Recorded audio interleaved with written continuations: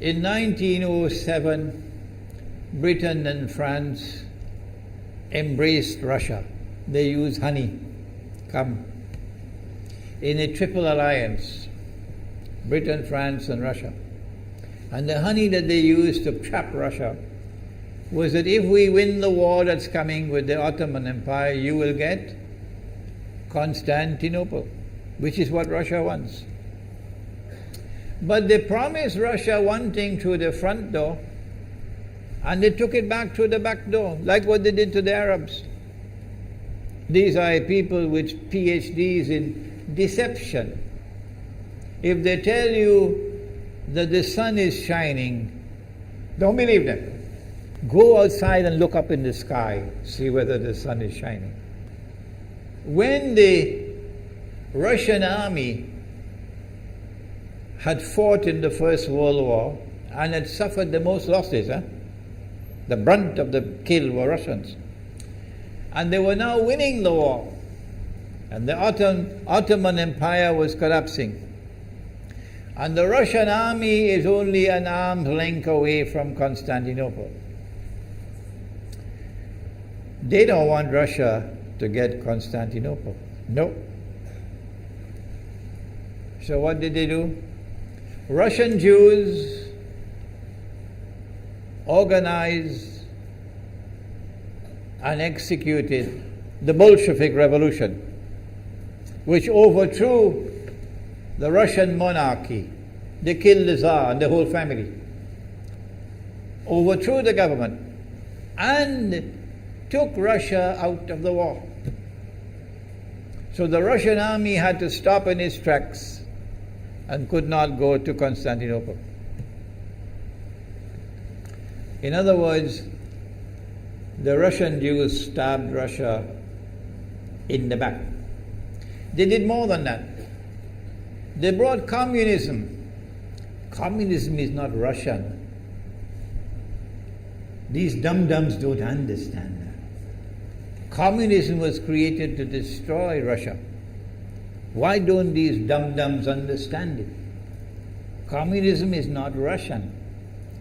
Communism was created to destroy Russia, to destroy the Russian Orthodox Church. So they brought communism in the Soviet Union. And for the next 60, 70 years, this Zionist created entity called the Soviet Union waged war on religion, waged war on the Russian Orthodox Church, killed the priests, closed down the monasteries and churches and so on. 60, 70 years. And then, when the appropriate time came and Israel came into being, it is this same Soviet Union which opened the doors for millions of Russian Jews to now migrate to Israel. If you go to Israel today, you might believe you're in Russia. So many people speaking Russian.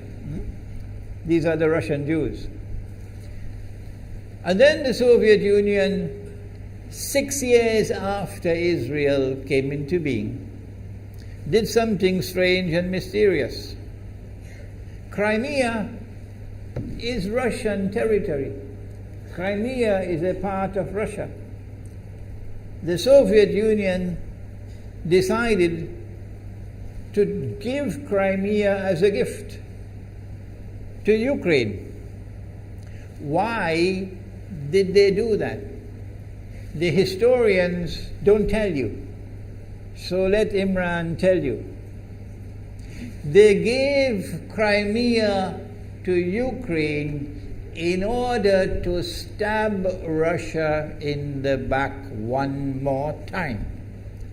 Because if Russia loses Crimea, it will enhance Israel's security.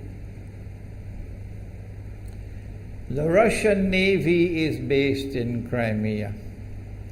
And there's a straight line from Crimea to Constantinople.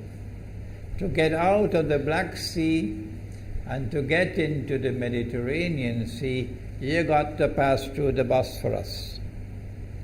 And the city of Constantinople is located right there on the Bosphorus.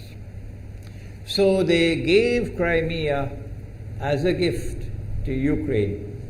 They never bothered to consult the people of Crimea and get their consent. No. They never bothered to seek the permission of the Russian people. No. But Washington doesn't want to hear that. The foolish man who now sits in the White House of the United States, the foolish man who would like to pretend that he's a man of wisdom, he doesn't want to hear. But what are the rights of the Russian people? Were they not violated? Do they not have the right to correct Iran and recover the territory which was unjustly taken away from them on Israel's behalf? Obama doesn't want to hear that. It's inconvenient for them. But in this masjid, we will expose whether it's convenient to you or not. They did more than that. Not only did they give Crimea to Ukraine, but earlier on they gave eastern Ukraine. Eastern, part of it is now eastern Ukraine was Russian. It was Russian. And the Soviet Union gave it as a gift to Ukraine. Why is it being given to Ukraine? Answer is that when the proper moment comes, the same people who brought the Soviet Union into being now have a method by which they can cause it to collapse. The method that they're using now in Venezuela, popular demonstrations, they did it in Egypt, they did it in Tunisia, they are masters of that. They did it with the Soviet Union. I used to think that the Soviet Union collapsed because of Allah's kindness. But I was wrong. No, it was the Zionists who brought down the Soviet Union because they didn't need it anymore. Like tomorrow they wouldn't need you anymore, Saudi Arabia. And they wouldn't need you anymore, Islamabad. When will you understand that? They'll just throw you to the dogs. You served them long enough. So they brought down the Soviet Union. Why? So that Ukraine might emerge as an independent state. That's danger for Russia. They prepared the way. And now Ukraine emerges as an independent state. So the rope is around Russia's neck now.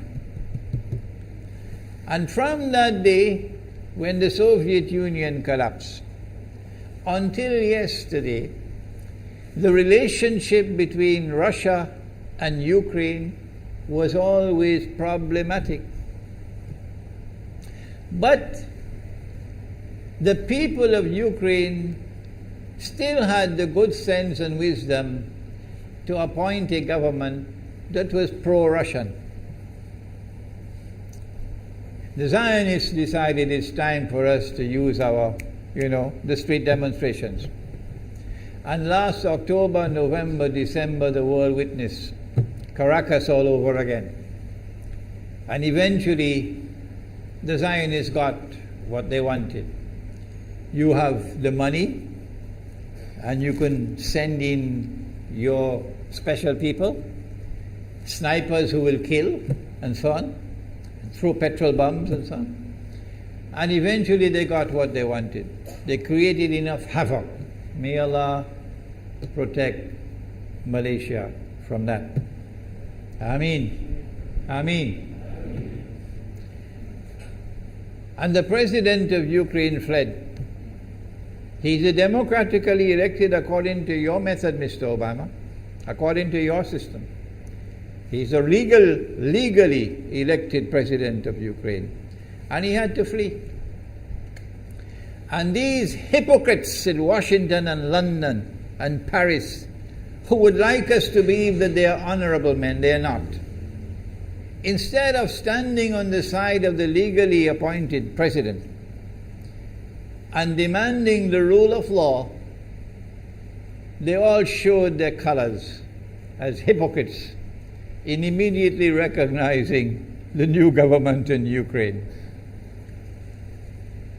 The new government in Ukraine is anti-Russian. That's what they wanted. That's why they brought down the Soviet Union, to bring in a Ukraine into being as independent state, and then to eventually get an anti-Russian government in Ukraine. If by Allah's kindness Putin had not intervened and been so spectacularly successful, this is what the plan would have been. The new government in Ukraine would have joined NATO, and Russia could not stop it. And when the new government in Ukraine joined NATO, NATO will then send its armed forces into Ukraine. It could include nuclear weapons. Then Ukraine will pick a fight with Russia and decide that Russia must now vacate Crimea. Shut down your naval base. The rope is now tightened around your neck. Russia has to put its tail between its legs and withdraw its fleet, Black Sea Fleet, from Crimea. Russia is no longer a naval power. Crick crack, you finish. And Israel will celebrate. That was the master plan. But Allah planned, and Allah's plan was successful. And it is time for the Muslim world to recognize and to see, I cannot influence governments, so what can I do? Don't bother, you waste your time with governments. But the people can understand that this was Allah's plan. They planned, the enemy planned for so long, and at the last moment Allah intervened. And Putin was able to get the people of Crimea to vote in a referendum. And they voted 90-something% in favor of returning to Russia. They were a part of Russia, and they want to return to Russia. So Putin was successful in delivering to the Zionist movement the first defeat it has ever suffered, significant defeat, in the more than 100 years since the Zionist movement was established. If that is not a sign from Allah, it's time for you to wake up. Putin is now succeeding in eastern Ukraine as well, because they're barking like dogs in Washington and London and Paris. Barking. It is Russia which is doing it. It is Russia which is doing it in eastern Ukraine. Oh, but when the Ukrainian government send the Ukrainian armed forces into eastern Ukraine, they don't want to fight. They say, we will not fight our own people. They refuse to fight. So the only way that the government of Ukraine could now stamp down the insurrection, the popular resistance in eastern Ukraine, is by calling on Washington, come and send your Marines. And then what will Putin do? The Russian armed forces are amassed on the Ukrainian border. So the Ukrainian soldiers are refusing to fight their own people for two reasons.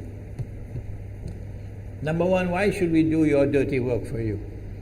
We're not going to fight our own people. That's not what soldiers are for.